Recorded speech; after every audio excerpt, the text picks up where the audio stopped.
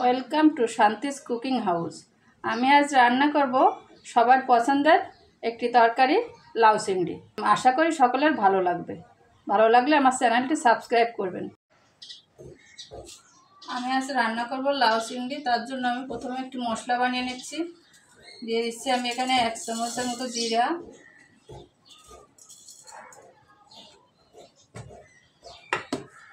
জিরা দিয়ে একটু ভেজে নেব কিছুক্ষণ।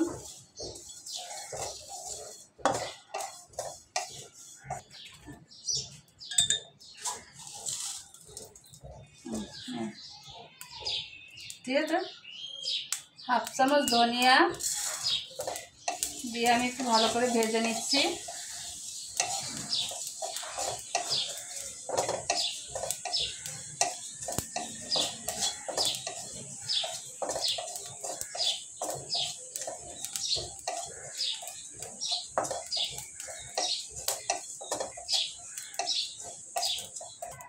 আমি এটি ভেজে নামিয়ে নেব একটা বাটিতে।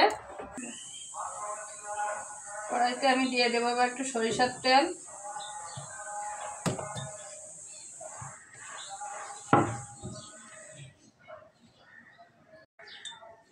আমি এখানে 200 গ্রাম চিংড়ি মাছ নিয়েছি। একটু হলুদ আর লবণ দিয়ে মাখিয়ে নেব। অল্প করে লবণ দিয়ে মাখিয়ে নেব। আমি মাখিয়ে এবার ভেজে নেব এই তেলের ভিতরে।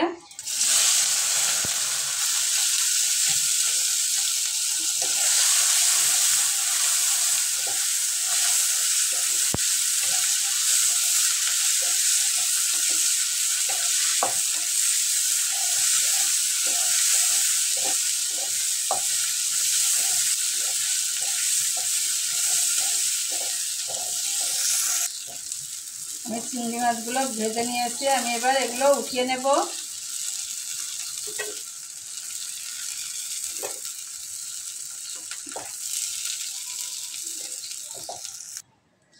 চিংড়ি মাছগুলো উঠিয়ে নিয়ে আমি এখানে একটা পেঁয়াজ কুচি করে নিয়েছি বড় দেখে।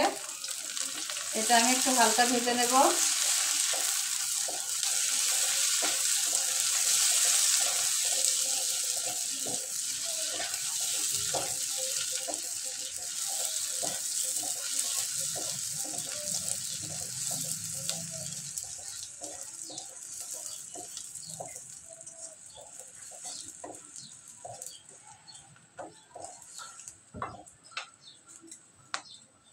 ভেজে নিয়ে ওর ভিতর দিয়ে দেবো 2টা তেজপাতা,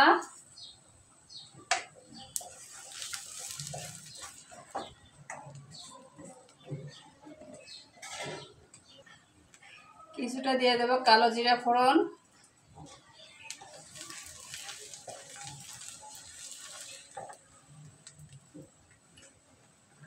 ওর ভিতর দিয়ে দেবো কাঁচা লাল পাকা মরিচ, কাঁচা মরিচ আর লাল মরিচ দিয়ে দেবো কিছুটা।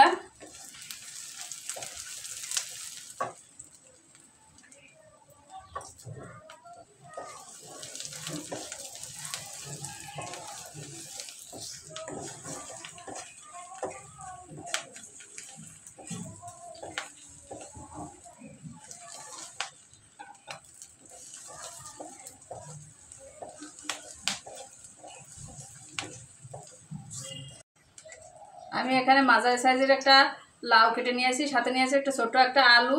আর আমি লাউগুলো এরকম বড় বড় করে কেটে নিয়েছি।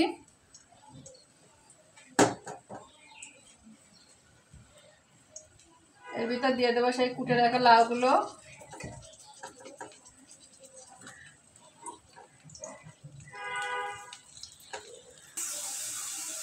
এর ভিতর দিয়ে দেবো লবণ। আপনারা লবণটা পরিমাণ বুঝে দেবেন। আমি এখানে 1.5 চামচ দিচ্ছি।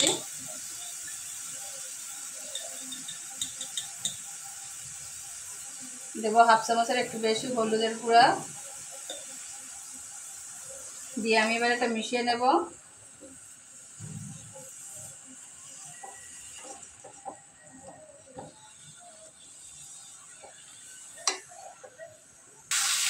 দেবো এর ভিতরে 1/2 চামচ আদা বাটা, 1/2 চামচ জিরার গুঁড়া দেবো। আমি আর এখন কোনো মশলা দেবো না। আমি এটা দিয়েই কষিয়ে নেব।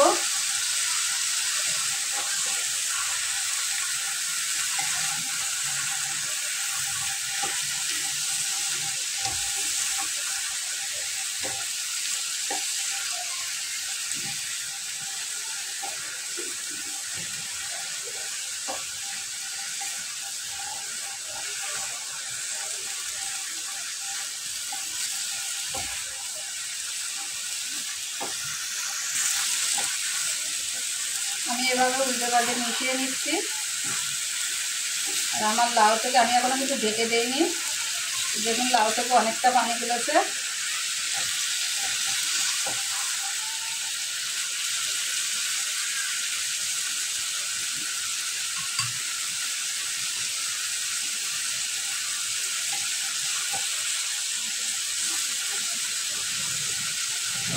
আমি এর মধ্যে ভেজে রাখা চিংড়ি মাছগুলো আবার দিয়ে দিচ্ছি।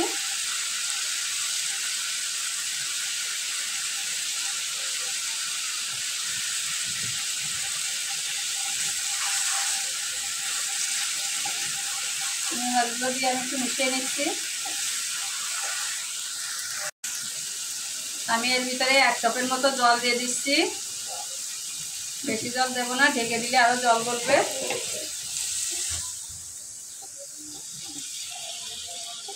এটুকু জল দিয়ে আমি ঢাকনা দিয়ে ঢেকে রান্না করবো কিছুক্ষণ, বেশ কিছুক্ষণ। ঢাকনা দিয়ে ঢেকে দিলাম, বেশ কিছুক্ষণ এভাবে রান্না করে নেব।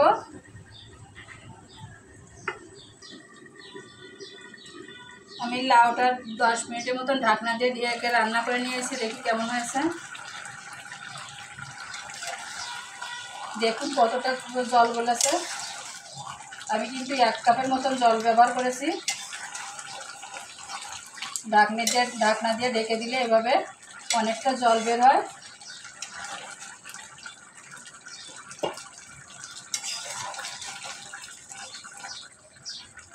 আমি এবার একটু নাড়িয়ে চাড়িয়ে দেবো এভাবে।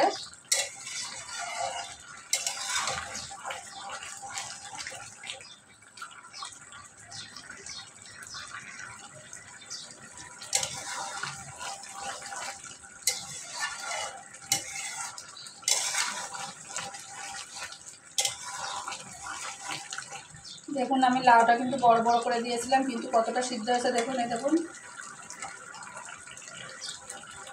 আমার মনে হয় লাউটা এরকম বড় বড় করে রান্না করলে বেশি ভালো লাগে, মিষ্টি লাগে। আমি যে মশলাটা বানিয়ে নিয়েছিলাম ভেজে, ওই মশলাটা দিয়ে দেবো উপর থেকে।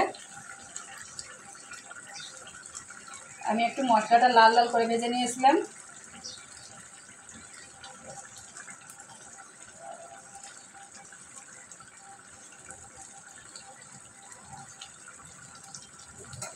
আমি এবার এটা একটু মিশিয়ে দেবো।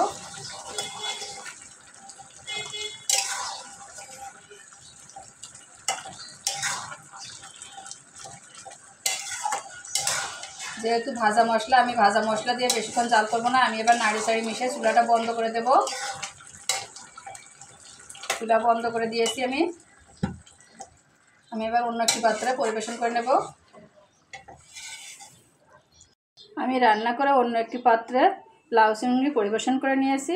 আর আপনারা এভাবে রান্না করে দেখবেন, আশা করি সকলের ভালো লাগবে। ভিডিওটি ভালো লাগলে আমার চ্যানেলটি সাবস্ক্রাইব করবেন, আর লাইক কমেন্ট শেয়ার ফলো করে আমাদের পাশে থাকবেন। ধন্যবাদ।